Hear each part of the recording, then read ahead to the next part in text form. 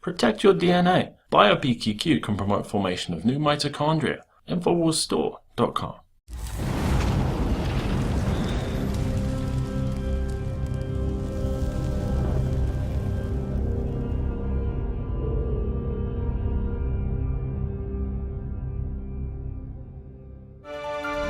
Well, for the last several days, our reporters have been in Chicago investigating the reports from The Guardian of a black interrogation site there. People being held for days without being formally charged or arraigned, people being tortured, and in some cases, people dying. We've had reports of eyewitnesses as well as lawyers. And so our reporters went there to cover the protests against this, as well as to see if there were other black sites. Well, joining us now is Joe Biggs in Chicago. Joe, you tried to find some of these other sites that have been reported to you. What did you find out?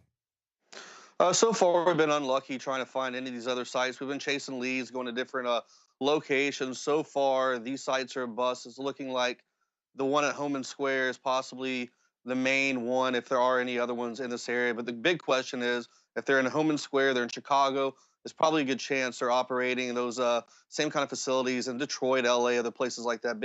Really large cities with a lot of crime. Yeah, and I think it's very interesting to see how this was tracked down by The Guardian, essentially looking at a Chicago police detective who was involved in Guantanamo, tracing it back to there, and then this has all got its roots really in the war on drugs. It seems to be where we see so many of these abuses, but now we see that Obama and Rahm Emanuel have taken this, I think, perhaps to the national level. That's what we're all very concerned about. Not that this is just some kind of an aberration of the war on drugs in Chicago, but that it is something that would be extended across the country. Yeah, there's a good chance that this could be a testing ground, a proving ground for many other facilities that open up across the country. I mean, at the end of the day, this is the direction it looks like we're going to in America. More of these detention, off the book, off the record kind of sites where people are disappeared, held without their rights, not able to call lawyers, not essentially just a blackout with communications with the outside world. I mean, that's got to be a horrible, horrible feeling, being held in one of these places, shackled and beaten, and not having any contact with the outside world, not being able to speak to your lawyer and knowing if you're ever going to get out of there alive. And that's exactly what the NDAA was all about. Everybody was concerned that you could be arrested, never charged with anything, held indefinitely, even rendered out of the country to be interrogated, to be tortured. But of course, seeing that here in Chicago, whether or not it is something that has come out of that, or whether it's just a product of the war on drugs, which really the war on terror has really grown out of that as well. A lot of the same tactics, creating a situation, using that to destroy the rule of law, using that to corrupt the police department and law enforcement. That's what we're really concerned about. When you talk to people on the streets, and you had some men on the street interviews today, does there seem to be any more awareness of it after this weekend? Quite frankly, it's pretty sad, David. There's not many people who have any clue as to what Homan Square is, yet alone the horrific things that are happening behind those closed doors. Maybe a small handful of people actually even knew what it was, but they still didn't have the full details about the whistleblowers who've come out talking about, the defense attorney Anthony Hill saying that this place is off the record, off the books. People are being disappeared, they're being tortured, they're being shackled, they're being treated like terrorists of Guantanamo Bay. Some people, I mean, for the most part, had no idea that this was in their backyard. And when I talked to them today, it was the first they'd ever heard about it. That's where the big problem is. There's this huge blackout in the mainstream media. They're not talking about it whatsoever. I mean, I would want to know, if I was a Chicagoan, that there was a torture facility in my city. And the news, they're not doing their job covering it. They brush it off, they laugh it off. Even the police don't care. They're joking about it, and they think it's a funny situation. I don't think it's funny. Absolutely. For the last 20 years, I've been involved with various groups trying to bring attention to what was going on in the war on drugs, for instance, with civil asset forfeiture, with the abuses of SWAT teams, and the mainstream media was not reporting it. For the longest time, it's only been within the last year or so that we see a general awareness of the abuses of SWAT teams, the abuses of civil asset forfeiture, where they can go in and just confiscate your property without ever charging you with a crime. For many decades, we're talking to people about this, and they would say, well, that's just one particular case, or that's just that one corrupt police department. They didn't understand how pervasive it was. finally we see that happening, but it's not because of the mainstream media. For 20 years, the mainstream media didn't cover this. So if people become aware of this, if they understand that this is really setting a precedent, perhaps this is something, as we've had many reports of, it's been going on for many, many years, long before Obama went to Washington. Is this something that Obama brought to Washington, put into the NDAA? It's something we all need to be concerned about, not just people in Chicago. Yes, exactly. And one of the interesting things, too, there was one guy who had heard about the situation at Homan Square, but he still didn't believe it whatsoever. He says, yeah, I heard about it. He's like, but the Chicago PD is a very corrupt police force. And he says he thinks that a lot of people just have it out for him. And that's what this whole story is coming from, is that it was a lot of people who have harsh feelings about the Chicago PD and the tactics they use. Therefore, the story was created to kind of get back, he said, at the Chicago Police Department. That's the problem, is the compartmentalization of people. They think that, well, this is just the police attacking black people, or this is just one police department in Chicago. They don't see the big picture. The bottom line is, even if that were true, even if this was limited to Chicago and limited in Chicago to just Homan Square, it is part of the lawlessness that's come along with drug prohibition. And I think people don't really understand that until they address the root cause, prohibition. We're going to continue to see things like Homan Square, like civil asset forfeiture, confiscation, the cops turning into thieves on the street. And we're going to see SWAT teams that are breaking into people's homes with no-knock raids, injuring many innocent people, and way over the top even for the guilty people. That's the thing that I'm concerned about. Well, that's why they want to bring tank ambulance into the equation.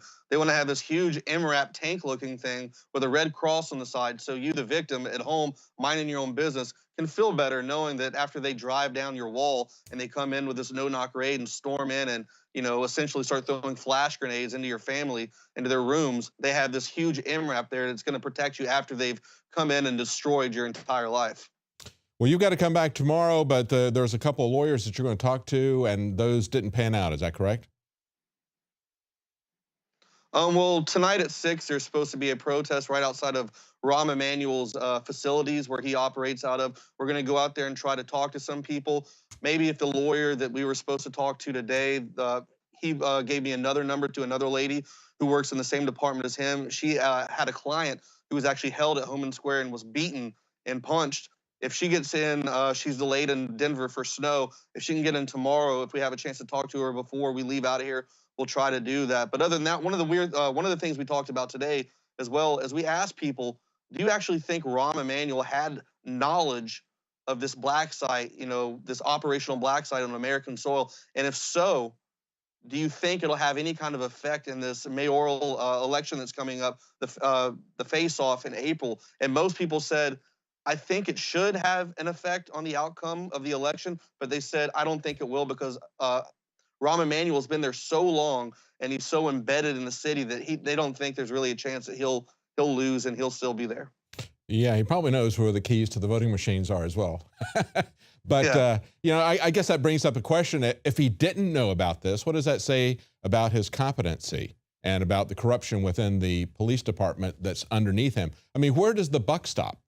We had once we had a president who said the buck stops here, took responsibility for those who are underneath him. But now everybody wants to say, well, I didn't know anything about that. I have plausible deniability. So it directly reflects either on his incompetence or on him being essentially a crook who allows this to happen. Yeah, one of the common reactions we got from people, as soon as I mentioned Chicago PD, they would go, oh, yeah, I don't want to talk about this. I'm good. So that most people just don't want to talk about it. They'd rather sweep it under the rug. Meanwhile, we have American citizens at Homan Square, and God knows how many other facilities like it, being tortured right now at this very instant here in America. Well, it sounds like people in Chicago are afraid of the police. If the stories that are coming out of Homan Square are true, and I believe those lawyers, I believe the people who came forward about that, if that's true, they have reason to be afraid. You know, when people are afraid of their government, that's tyranny. And so that's essentially what we see going on there. Well, we'll stay tuned for your reports, see what happens with this thing tonight at Rahm Emanuel. I guess it's a demonstration. Is that what it is?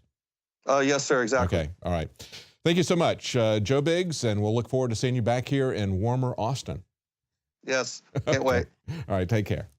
So the question is it just one site? Is it just one city? Perhaps it is. But we see increasingly law enforcement being under centralized control out of Washington. We see that they are setting the training, the agenda, the methods, the tactics, the equipment that they're given. All of it coming out of Washington, and of course, Obama himself is from Chicago.